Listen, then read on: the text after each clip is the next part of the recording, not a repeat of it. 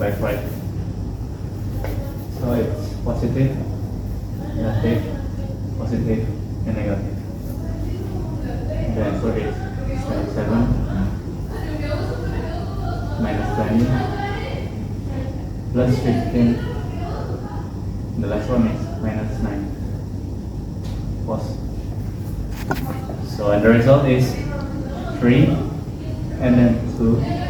Next one is 22 and 13. So since all the answer is positive, that means we have reached the conclusion of the optimum solution. So now we need to count all of the costs. And then to count for the total cost, put it here.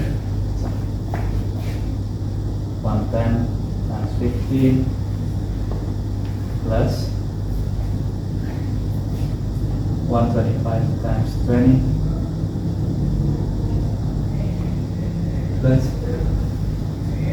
185 times 18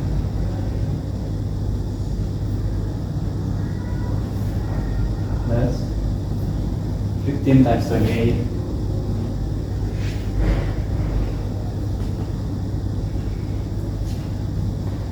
plus the last one is 190 times 9. Okay, so we multiply it. The answer is 1,650 plus 2,500 plus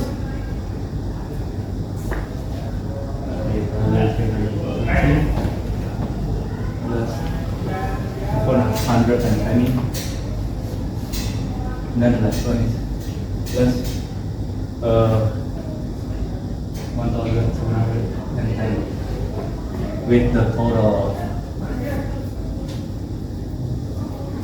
9,610. So we have our final result here.